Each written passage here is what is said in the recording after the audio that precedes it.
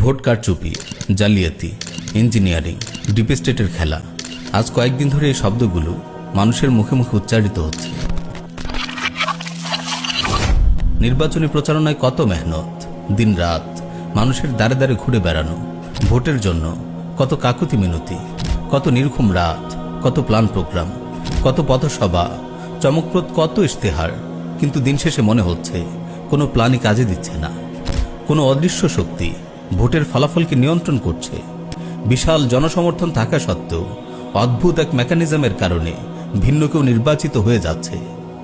আসলে এই কুফরি ডেমোক্রেসির পথে যারা ইসলাম প্রতিষ্ঠার স্বপ্ন দেখেছে, যুগে যুগে তারা সবাই এই অদ্ভুত খেলার শিকার হয়েছে। মিশরের ইখওয়ানের ইতিহাস আপনাদের মনে থাকার কথা। বহু প্রচেষ্টার পর একসময় তারা ক্ষমতা লাভ করেছিল। ক্ষমতায় টিকে থাকার জন্য অনেক উদার নীতিও তারা গ্রহণ করেছিল। তারা পশ্চিমাদের অনেকভাবে সন্তুষ্ট করার চেষ্টা করেছে, কিন্তু দিন শেষে তাদের ক্ষমতায় থাকতে দেওয়া হয়নি। গণতান্ত্রিক সিস্টেমের নাটাই যাদের হাতে, সেই অদ্ভুত ডিপ স্টেটের ষড়যন্ত্রে তারা ক্ষমতাচ্যুত হল। মিশরের সেনাবাহিনী কর্তৃক ইখওয়ানের উপর নেমে এলো জুলুমের অন্ধকার রাত। বন্দী অবস্থায় দুনিয়া থেকে বিদায় নিলেন প্রেসিডেন্ট মোহাম্মদ মুরসি। তিউনিসের আন্নাহদা পার্টিও লাঞ্ছনাদায়ক এই বাস্তবতার শিকার হয়েছিল। তাদের দলনেতা রশিদ আল ঘানুশি গণতন্ত্রের উদারনীতি গ্রহণ করে ভেবেছিল ক্ষমতাকে টিকিয়ে রাখবে। সে পশ্চিমাদের তুষ্ট করার অনেক প্রচেষ্টাই করেছিল, কিন্তু তাদেরকেও টিকে থাকতে দেওয়া হয়নি। রাষ্ট্রবিরোধী ষড়যন্ত্র মামলায় তাদের নেতাকর্মীরা আজ ৩ থেকে ৩৫ বছরের কারাদণ্ড ভোগ করছে। রশিদ আল ঘানুশিকেও ২০ বছরের কারাদণ্ড দেওয়া হয়েছে। আপনি ইসলামের যত মডার্ন ভার্সন নিয়ে গণতান্ত্রিক সাজুন, এরা আপনাকে গ্রহণ করবে না, আপনাকে নির্বাচিত হতে দেবে না। নির্বাচিত হলেও আপনাকে ক্ষমতায় টিকতে দেবে না। এরা আপনাকে লাঞ্ছিত করেই ছাড়বে, কারণ এই সিস্টেমটাই হলো নিরেট শয়তানদের জন্য। এখানে ভালো মানুষের কোনো স্থান নেই।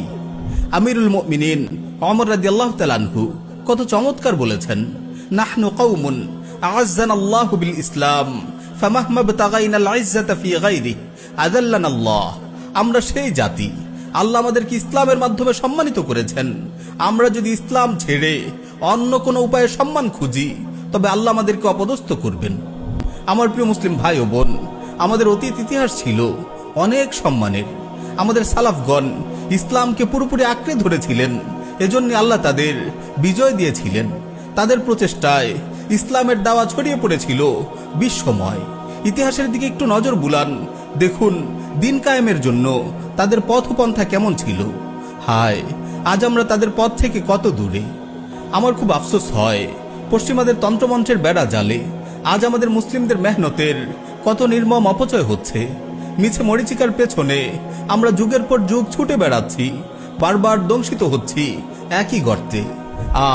আমাদের এই মেহনতগুলো যদি নববী পন্থায় ব্যয় হতো, আমরা যদি তাওহীদের দাওয়া নিয়ে মানুষের দ্বারে দ্বারে ছুটে বেড়াতাম, ঈমান বিল্লাহ ও কুফর বিত তাগুতের শিক্ষা জনগণের মাঝে ব্যাপকভাবে ছড়িয়ে দিতাম, গণতন্ত্রের অসারতা ও শরিয়ার সৌন্দর্যগুলো জনগণের মাঝে তুলে ধরতাম, তাহলে শরিয়ার শাসন বাস্তবায়নের জন্য সর্বস্তরের মানুষের মাঝে আওয়াজ উঠত। পশ্চিমাদের তন্ত্রমন্ত্রকে তারা পশ্চাতে ছুঁড়ে ফেলত। মুমিনরা জেগে উঠত আল্লাহর জমিনে আল্লাহর বিধান কায়েমের প্রত্যাশায়। সুতরাং আমার প্রিয় মুসলিম ভাই ও বোন, আসুন আমরা যারা সত্যিকার অর্থে আল্লাহর জমিনে আল্লাহর দিন কায়েম করতে চাই, আল্লাহর বিধান কায়েম করতে চাই, আমরা সবাই ঐক্যবদ্ধ হই। গণতন্ত্রের জাহিলিয়াতে ডুবে থেকে আর সময় নষ্ট করা যাবে না। গণতন্ত্রের এই ধোঁকা থেকে সবাই বেরিয়ে আসুন। লাঞ্ছনা অপদস্থতার শিকড়কে সমূলে উপড়ে ফেলুন।